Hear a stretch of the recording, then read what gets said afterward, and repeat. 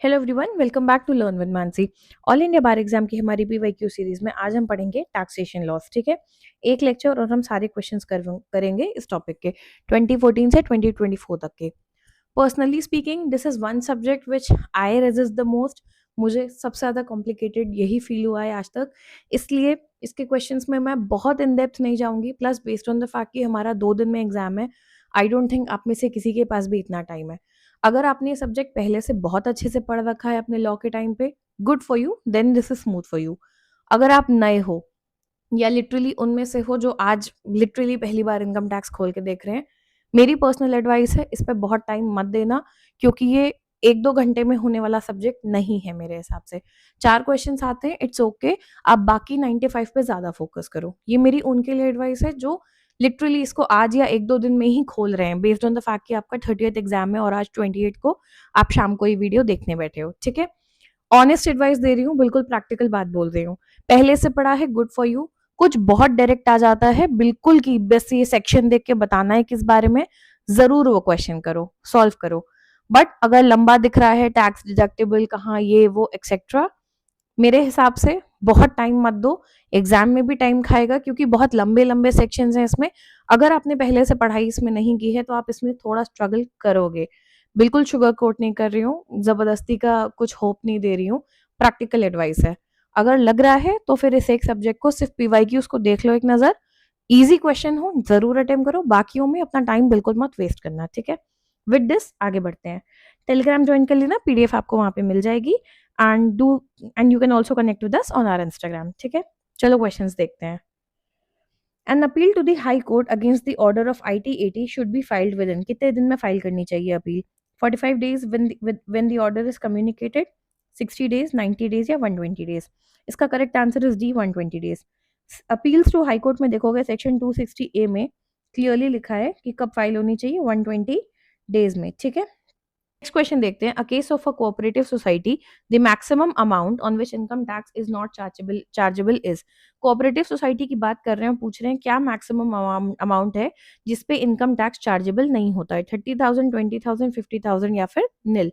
Correct answer is D, nil. Section 80P बात करता है deduction in respect of income of cooperative societies. ठीक है, लेकिन कोई ऐसा स्पेसिफिक जनरल ब्लैंकेट नहीं दिया है इस एग्जेम्पशन लिमिट के लिए।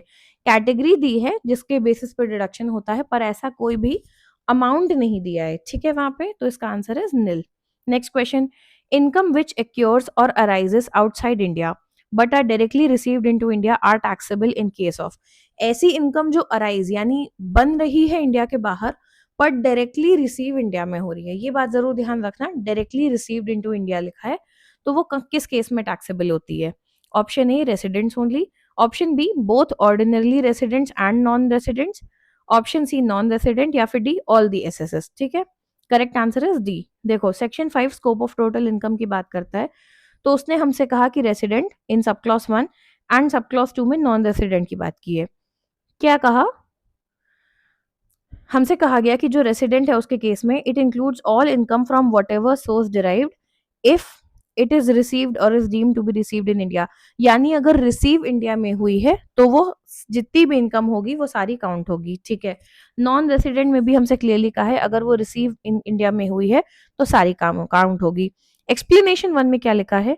इनकम एक्योरिंग और arising outside India shall not be deemed to be received in India within the meaning of this section by reason only of the fact that it is taken into account in a balance sheet prepared in India। हमारा purpose ये है इस section के लिए कि directly वो income India में receive होनी चाहिए। अगर वो रिसीव कहीं और हुई है और सिर्फ इंडिया की बैलेंस शीट में दिखाई जा रही है तो उसको हम इसमें काउंट नहीं करेंगे। ठीक है, ऐसी इनकम को नहीं काउंट करेंगे सिर्फ इसलिए कि वो हमारी बैलेंस शीट जो इंडिया में बन रही है उसमें रिफ्लेक्ट हो रही है। आई hope this is clear. Income generate कहीं भी हो रही है बट अगर वो रिसीव डायरेक्टली इंडिया में हो रही है तो वो टैक्सेबल होती है, both for a resident and non resident, इसलिए answer is D. Next question. Section 154 किसकी बात करता है? अब ये बहुत डायरेक्ट क्वेश्चन है, इस टाइप का क्वेश्चन आए तो इसे जरूर अटेम्प्ट करो easily. For filing returns of income, for filing return with late fee, rectification of mistake, या फिर appeal against the order pass by the ITO. Easy है, इसको जाके ढूंढना बहुत आसान है। ठीक है, answer is C, rectification of mistake, ये इंडेक्स सही हो जाएगा। Which of the following is not included in the capital asset under section 2 subclause 14 of Income Tax Act? This is again an easy question, section दिया है capital asset, उसके अंदर mention हो कि कौन सा वाला नहीं है। Answer is A, any stock in trade, B special bearer bonds 1991 issued by central government, option C both, या D none. Correct answer is C, A and B. देखो सेक्शन 2 सब क्लॉज 14 में गए, वहां पे हमें दिया है कि क्या क्या इंक्लूडेड नहीं है उस लिस्ट में, ठीक है। और पॉइंट नंबर 5 में भी स्पेशल बेयरर बॉन्ड मेंशनड है, ठीक है। तो ये भी मेंशनड है, ये भी मेंशनड है, ठीक है, नॉट इंक्लूडेड में। Next, income tax act enact कब हुआ था? 1951, 61, 71 या नन? इसका आंसर इज बी, 1961। इनैक्ट हुआ था 13 सितंबर 1961 को। एंड प्लीज इन चीजों को ध्यान देना, इन डेट्स को। केम इनटू फोर्स ऑन 1 अप्रैल 1962। ये आपको बेयर एक्ट में कहाँ मिलता है? इनएक्शन की डेट अक्सर पहले पेज पे ही मिल जाती है जहां एक्ट का नाम लिखा होता है। फुटनोट्स को प्लीज कहीं पे इग्नोर मत करना, अमेंडमेंट्स के क्वेश्चन हो या इस टाइप के क्वेश्चन हो। इन दो डेट्स में फर्क है कि कोई एक्ट इनैक्ट कब हुआ था और केम इनटू फोर्स कब आया था, ठीक है। तो अगर ये क्वेश्चन केम इनटू फोर्स होता तो आंसर होता 1962, पर क्योंकि इनैक्टमेंट पूछा है तो 61। इसमें एक चीज और ध्यान रखना, कभी बहुत भी कंफ्यूजन हो, मान लो ऐसे ही ऑप्शन दिए हो, ठीक है, और इसमें आपको कंफ्यूजन हो इनैक्टमेंट और फोर्स में, तो आपको ये तो समझ में आ रहा है 51 71 तो नहीं हो सकता, कुछ तो मार्क करना ही है, खाली तो छोड़ना नहीं है, तो उस केस में इस तरीके का ऑप्शन मार्क कर देना। बट अगर क्लियरली लिखा हो इन्फोर्स्ड मान लो, और एक ऑप्शन यहाँ 62 है, तो आप सी मार्क करते। आई hope this is clear. Next question देखते हैं। Income is defined under section 2 sub clause 24 of income tax. Now this is an easy question. A, profit and gain, B, dividend, C, voluntary contribution received by a trust for charitable purpose, या फिर D, all of the above। Answer is D, all of the above। Section 2 sub clause 24 में गए, ये सारी चीजें mentioned है, ठीक है। नेक्स्ट देखते हैं, जीएसटी एक्ट फोर्स में कब आया? 1 जनवरी 2017, 1 अप्रैल, 1 जुलाई या 1 अगस्त of 2017? Correct answer is C, 1 July. Next, permanent account number PAN, PAN card हम सबके पास होता है, उससे रिलेटेड क्वेश्चन है। इसको कहाँ डिफाइन किया है? वेल्थ टैक्स में, जीएसटी, इनकम टैक्स एक्ट 1961 या फाइनेंस एक्ट 1992? इसका correct answer C, income tax act 139A PAN की बात करता है, ठीक है। Next, for the first time in India income tax was introduced by Sir James Wilson in which year? अब ये थ्योरी बेस्ड क्वेश्चन है, ये बेयर एक्ट में कहीं नहीं दिया है, ठीक है। 86, 1886, 1868, 1860 या none of the above? Correct answer is 1860। Under which section of income tax act 1961 income of other persons included in assessee's total income? अब ये क्वेश्चन इजी है, पर ये एकदम से 30 सेकंड में सॉल्व नहीं होगा। देखो, बेयर एक्ट के 3 आपको पार्ट दे रखे हैं, सेक्शंस डिवाइडेड दिए हुए हैं, इनको जाके देखो कौन सा इस बारे में बात कर रहा है, ठीक है। टाइम दे के देखना, हड़बड़ मत करना बिल्कुल, 1 मिनट दे लो, 30 सेकंड का नहीं है, बट 1 से 1.5 मिनट में हो जाएगा। इसको जाके चेक करो, इसको जाके चेक करो, और इसको, किस में इस बारे में बात हो रही है? Correct answer is B, section 62 65। ये इंडेक्स से सॉल्व होने वाला क्वेश्चन है, बट हड़बड़ी में गलती मत करना, प्लीज ध्यान से पढ़ना। क्यों मैं बोल रही हूँ इसमें 30 सेकंड से ज्यादा लग जाते हैं? रीजन भी, कुछ सेक्शन देखो ओवरलैपिंग होते हैं, ठीक है, कभी कभी, इसमें फिलहाल उतने नहीं है, कभी कभी ऐसे क्वेश्चन में ओवरलैपिंग भी होते हैं, कि ये ऑप्शन 56 से 62 होता मान लो, और अगला ऑप्शन 62 65 होता, तो यहाँ 2 सेक्शन ओवरलैपिंग है, तो आपको उस केस में ध्यान देना होता है कि कहाँ से कहाँ तक सही रेंज है, ठीक है। Next, for the first time in India income tax was introduced by Sir James Wilson in which year? Same question repeat हुआ था, 1886, 1868, 1860 या none? Correct answer is 1860। Next, in which case Justice J C Shah of Supreme Court observed, क्या observe किया उन्होंने? Since by the exercise of the power of a serious invasion is made upon the rights, privacy and freedom of the taxpayer, the power must be exercised strictly in accordance with law and only for the purpose for which the authority has been exercised. Basically, in serious invasion, privacy की किसी की invasion जो आप checking में करते हो, उसको लेके बात हो रही थी, और ये कहा गया था कि ये पावर बहुत strictly in accordance with law ही एक्सरसाइज होनी चाहिए। ऑप्शंस हैं, director of income tax versus Purnamal, ITO versus Seth brothers, PR Metravi versus CIT, या none of the above? Correct answer is B, ITO versus Seth brothers, 1969 का केस है। Leading case था जिसमें बात हुई थी कि limits of search and seizure powers of IT act, ठीक है। और क्या बोला गया यहाँ पे? सुप्रीम कोर्ट ने कहा such powers are a serious intrusion on privacy and therefore must be used strictly according to law and not arbitrarily, ठीक है। A period of 12 months commencing on first day of April of every year, इसको क्या कहते हैं? Assessment year, leap year, previous year, या none? Correct answer is A, assessment year. Section 2 sub clause 9, देखो definition type का है तो उम्मीद करो कि शुरू में मिल सकता है, यहाँ पे मेंशन्ड है। Next, the principle of law of taxation that no tax shall be levied और collected except by the authority of law, ये कहाँ दिया है? कॉन्स्टिट्यूशन से पूछ रहे हैं, आर्टिकल 265, 300, 191, 1G या 285, ये क्वेश्चन हम कॉन्स्टिट्यूशन के अंडर आता है टेक्निकली, ठीक है। Answer is article 265, okay. Under which section of income tax act income of other persons are included in assessee's total income? Repeat question है जो भी हमने पीछे किया था। 56 से 66, 139 से 147, 246 से 262 या फिर 60 से 65। ओके, अब देखो ये ओवरलैपिंग इसके अंदर ही आ गया। अब देखो, अब जो मैं आपसे पहले बोल रही थी वो यहाँ दिख रहा है। 60 टू 65 इसके अंदर ही आता है, 56 टू 66 के अंदर। मान लो आपने इसको गलती से पहले चेक किया, आपको लगेगा हाँ मेरा आंसर ठीक है, हो सकता है ये भी तो हो, है ना, इसलिए ध्यान देना। Answer is D, 60 to 65। Question देखते हैं। A company which is not a domestic company will pay income tax at the rate of. कोई कंपनी अगर डोमेस्टिक कंपनी नहीं है तो वो इनकम टैक्स किस रेट पे देगी? 25%, 30%, 40 या 20%? देखो, जो डोमेस्टिक कंपनी नहीं है वो क्या होगी? Foreign company. सेक्शन 115 ए या 115 A and general company tax rate के according answer is 40%। Next, amount of deduction under section 24 of the income tax act from annual value is. इस सेक्शन में जाके चेक करो। 1/2, 1/3, 3/10 या 1/10 of annual value. Answer is 3/10। देखो यहाँ पे 30% लिखा है, उसको ऐसे रिप्रेजेंट किया जा सकता है, ठीक है, इसलिए क्योंकि 3/10 को परसेंटेज में जब कन्वर्ट करोगे तो 30% ही आता है। आई होप इतनी मैथ आपको समझ में आ रही है, आई होप क्लियर है। परसेंटेज में कन्वर्ट करने के लिए 100 से मल्टीप्लाई करते हैं, राइट? ये करोगे तो आंसर आता है 30%। तो वो इस तरीके से लिख दिया है, तो कंफ्यूज मत होना। 1/3 मत करना। 1/3 मतलब क्या हुआ? एक तिहाई हिस्सा, नियरली 33.3, उतना थोड़े हो रहा है, ठीक है, वहां 30 लिखा है ना, तो 3/10, ठीक है। नेक्स्ट क्वेश्चन देखते हैं।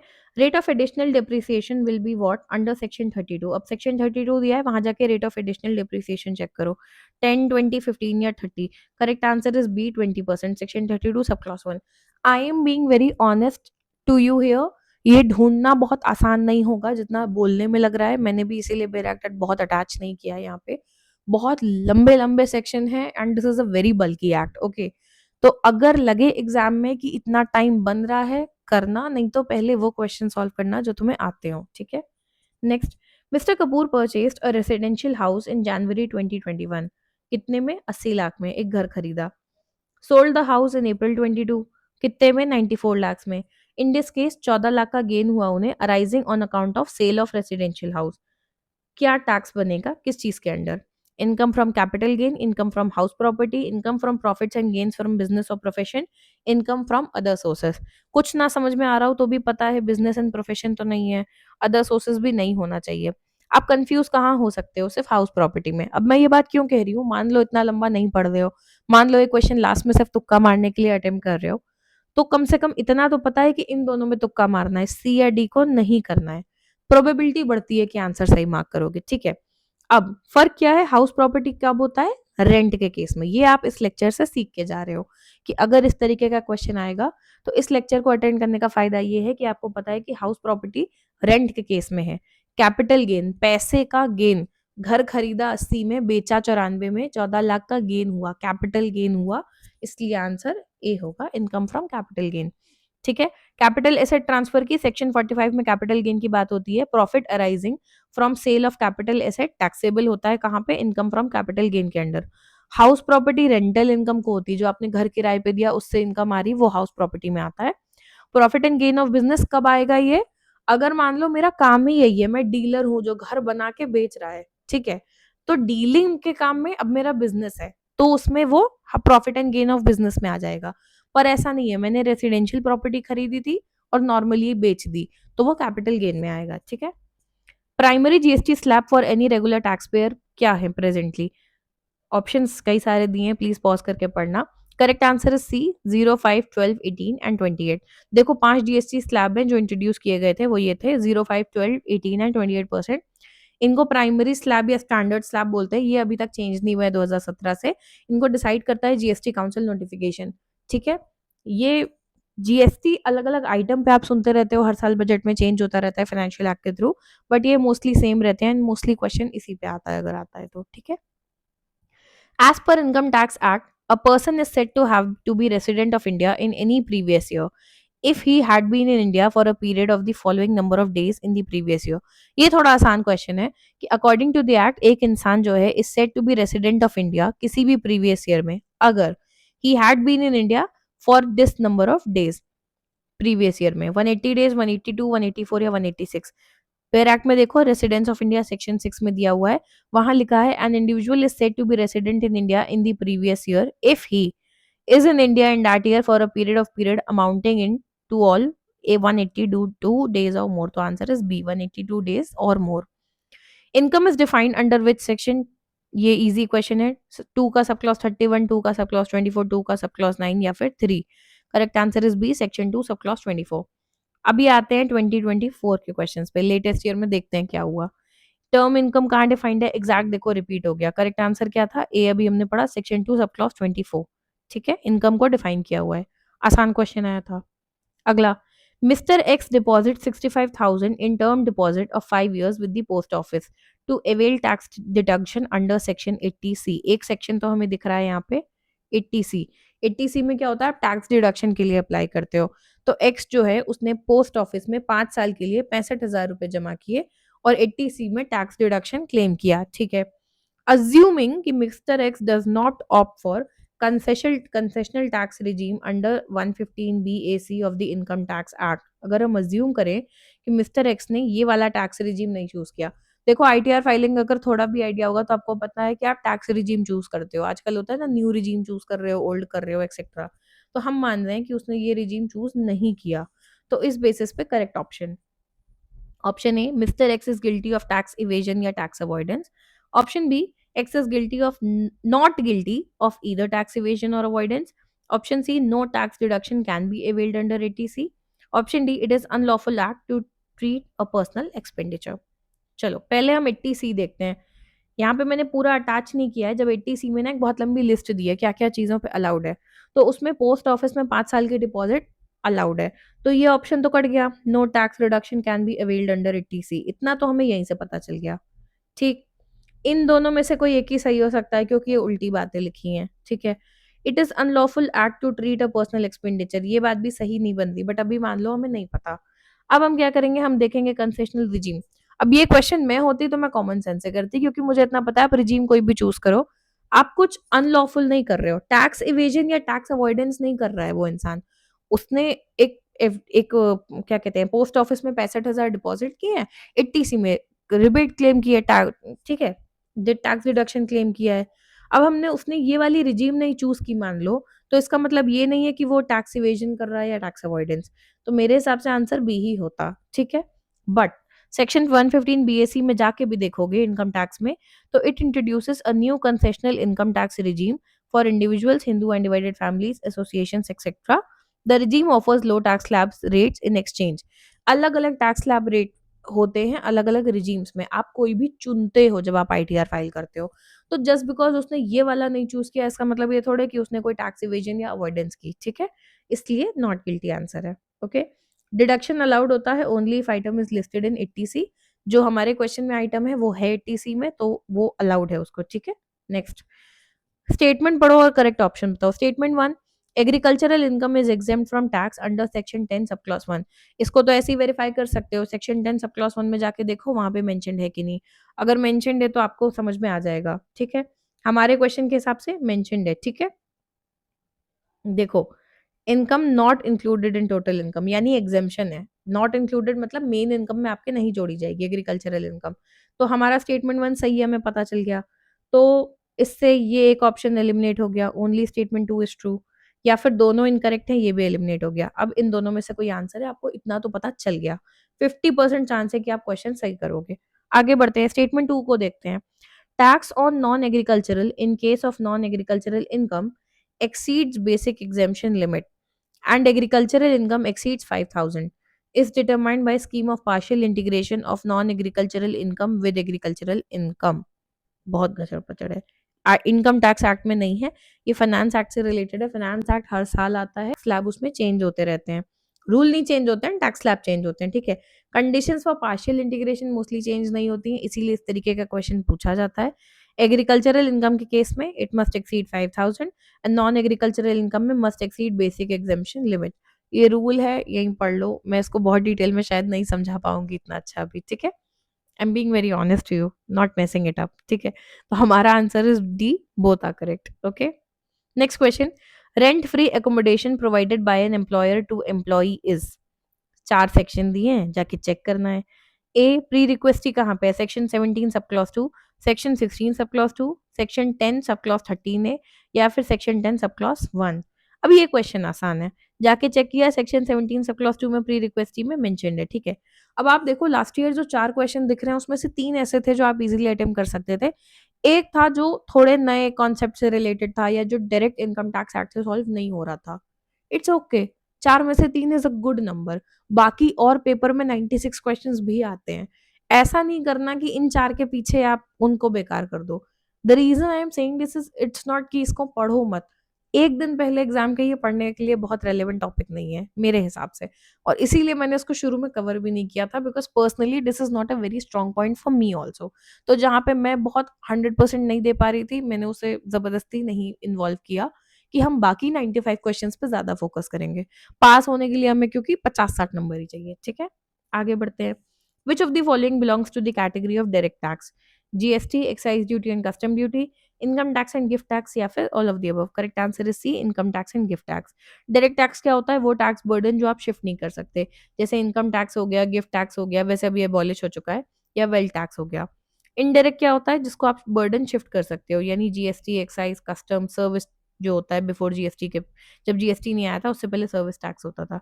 तो हमसे पूछा है इनमें से क्या क्या डायरेक्ट टैक्स में है, तो इनकम टैक्स, गिफ्ट टैक्स। अब गिफ्ट टैक्स एबॉलिश हो चुका है, ये पुराना क्वेश्चन था। I hope this is clear. So we are done with taxation laws. I know this is not a very well constructed concept wise lecture, but मेरा purpose इस समय बिल्कुल भी वो नहीं है। The only purpose of preparing this lecture right now, इसकी आप एक नज़र मार लो कि किस तरीके के क्वेश्चंस पूछे जाते हैं, स्पेशली लास्ट ईयर्स में। मोस्टली क्वेश्चन डायरेक्ट पूछे जाते हैं, बेयर एक्ट से हो जाएंगे तो बेयर एक्ट ले जरूर जाना। जरूरी नहीं है 4 के 4 कर पाओ अगर आप इसे अभी पढ़ रहे हो, जो मुझे पता है बहुत से बच्चे कर रहे होंगे। अगर आपने इनकम टैक्स एक्ट पहले से नहीं पढ़ा है, हलवा नहीं है, एक दिन में ये समझ भी नहीं आने वाला, तो जबरदस्ती इस पे अपना टाइम मत खराब करो। मैं बहुत प्रैक्टिकली एडवाइस कर रही हूँ, and I am repeating this again because last day पे आपकी प्रायोरिटी वो 4 क्वेश्चन नहीं, बाकी 95 क्वेश्चन होने चाहिए, ठीक है। तो बाकी के रिविजन पे ज्यादा ध्यान दो, इस एक लेक्चर को देख लो, सुन लो, क्वेश्चंस देख लो, मेन मेन सेक्शन पे एक बार नजर फिरा लो, और 10 मिनट टाइम देना हो तो एक बार बैराक के इंडेक्स को देख लो कि क्या क्या टॉपिक है, कि ऐसा ना हो कि टॉपिक पढ़ के समझना है कि टैक्सेशन में जाना था। बाकी मेरे हिसाब से लेट इट बी। बहुत कॉम्प्लिकेटेड क्वेश्चंस में this is not the time to enter. अपनी नॉलेज के लिए जरूर पढ़ो, आगे कोई एग्जाम दे रहे हो जरूर पढ़ो, हर हाल में पढ़ो, हम भी पढ़ेंगे, हम इसे कवर करेंगे इस चैनल पे, बट कल एग्जाम है, ये टाइम नहीं है, ठीक है। So all the best. एक लेक्चर और आएगा प्रॉपर्टी को रिलेटेड, लैंड एक्विजिशन को लेके, वो रात तक आ जाएगा and will be done with the syllabus. So stay tune and keep watching, keep revising. जो पढ़ चुके हो मेजर सब्जेक्ट्स उन्हें रिवाइज करने पर ज्यादा फोकस करो। Stay tune, bye bye.